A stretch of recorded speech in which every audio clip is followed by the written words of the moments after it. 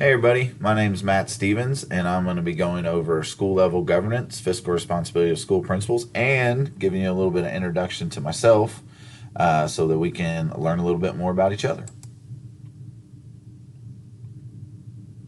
A little bit about me. As you can see here, I graduated from Fort Hays State University. That's why I decided to come back here for my master's degree. I am alternative certified in social studies secondary. I've been in education for about 15 years. I've taught all my teaching experience has been in the state of Oklahoma.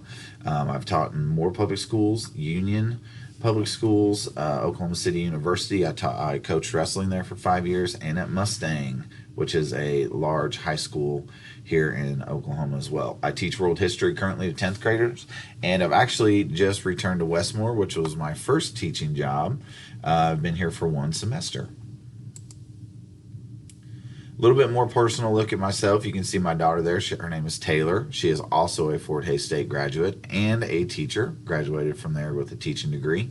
I was born in Junction City, Kansas. That's where I was born and raised. I coach wrestling. I've coached at the high school and collegiate level and even internationally for Team USA. I also volunteer for USA Wrestling. I'm an avid Chiefs fan, and I volunteer for Ducks Unlimited. What we're going to look at today, as you can see here, we're going to look at four main parts. That's how I decided to kind of break down this resources that we looked at: school level governance, data informed decisions, equitable resources planning, and finance. And throughout all of these, we're going to talk about how they kind of work together to have students and adults successful through the proper use of finances and decision making. First one we're going to talk about is school governance, and we're going to talk about how student and adult well-being and successes, how those all kind of run together. As you can see here, two main points that I wanted to talk about when it came to school level governance, because I think the main trend that we're seeing is decentralized budgeting and how this can improve equity and resource equity and fit the best needs of the students and community. Also, you can see that the school level budgeting and spending is a new idea, but it's really helping a lot of principals through many avenues, including personal changes and school improvement plans, because they are the ones that are there right up front. A little bit more about student and adult well-being and success. I always want to talk about where this funding is going to come from. If you take a look here, you can see that 83 cents of each dollar comes from local state sources, and that was something that I didn't really know, how much of that funding was actually from local and state sources. I thought it was interesting of how small of a percent comes from the federal sources, because you always hear about federal money or state money. Very interesting look at that. If you look at funding distribution and student success, you can see I talked a little bit about how the poverty areas need additional fundings for students to succeed, and I also talk about where principals know where the funds can be used and to help make all stakeholders succeed in a better way. Also, you can see that you need to manage the money and the money processes so the budget is aligned with the school strategic plan. And again, I agree with the decentralized idea that principals are a critical part of the planning process and should be with the budget process as well. A few more things, you can see decentralizing resources. You can see let the site level leaders use the funds for what it is needed for. They know they're there. A little bit more talking about data informed decisions. Move my picture out of the way here. Data informed decisions, we'll take a look at that. How to use data to be fiscally responsible is kind of my idea here. Two main points, looking at reports. This includes your income statement, balance sheet, and cash flow statement. This can really help you get a clear understanding and create a strong financial policy.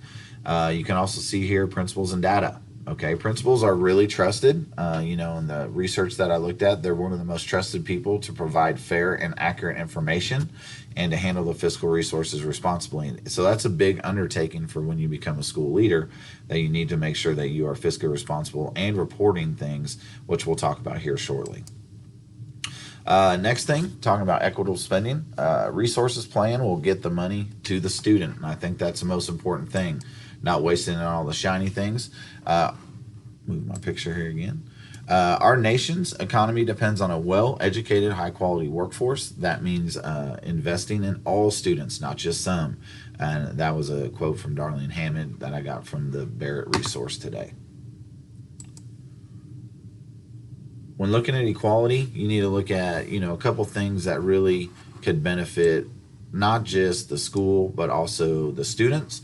You can look at the overall well being. Different students have different needs, and funding should reflect needs as best they can. And then teacher wages, it's been shown that if you can increase teacher wages, that you will see the reflection on student achievement. And then last but not least, school improvement.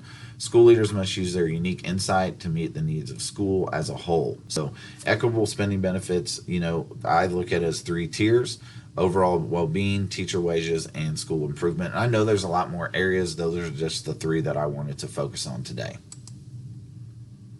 Financial obligations, talk a little bit about laws, policies, and regulations. And I didn't go super in depth on this because, it said to keep this video 4 to 5 minutes, and I think I'm over my time already. But you can see here the main points that I talked about was operational funding, staffing entitlements, preparing a budget, and review and report. The main one that I want to kind of talk about today is, I think it's very important that schools are transparent with their funding. We hear a lot about, people embezzling money from schools. So I talk a little bit about a monthly and annual reporting will help secure a school's financial system. Makes everybody a little bit more comfortable. This also helps school leaders know how the finances work at their schools individually. Operational funding, I think it's always important for you to know how you're going to run your school. Okay, this includes your running costs, teacher salary, classroom materials, staff development. This includes everything that you're going to need to do for day-to-day maintenance of your school. Also, continuing to build your budget and learning from that, and making sure that you are meeting the needs of all students, not just a few. One thing I wanted to throw in here was talking about school-based management benefits, and that means basically this decentralized idea. Some of the main things that I saw as benefits was authority is given to site leaders.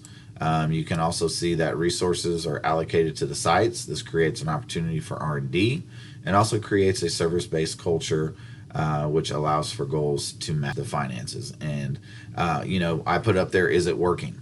Okay, so my question is a centralized way that we've lived by for so many years, is it working, or is this school-based management benefits the best? And I look forward to seeing a lot of other people's videos over this to see if they have the same thought process as myself. Last but not least, this is my reflection. I'll leave it up here if you want to kind of read it. But the overall idea the themes of this was talking about equality and spending, and really allowing the decentralized idea to come through. I think it's important to understand that the decentralized idea is more or less letting the principal at that site, use the funds how he feels is necessary. Each student's going to be a little different. Each student's going to have different needs. So providing the programs and instruction for each individual kid, could mean that you can't really plan for the masses. And I think it's important that we know that that is something that we really need to look at in the approach. It's exciting and extremely effective for each individual student. Now, my main concern is that I have a huge heart. So when I look at each student, I get worried that I won't be able to help them individually. Oklahoma, our per pupil finances is very poor. It's one of the lowest in the United States. I believe a lot lower than Kansas, and definitely a lot lower than Texas. But I have a huge heart for children, which I'm sure a lot of you do as well. And I think each one of us wants to provide the best educational service that we can for our students.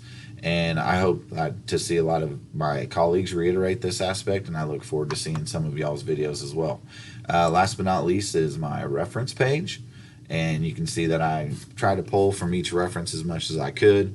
But I really enjoyed this module and learning a little bit more about school finance, and look forward to seeing all your videos about it as well. I hope you all have a great day, and see you soon.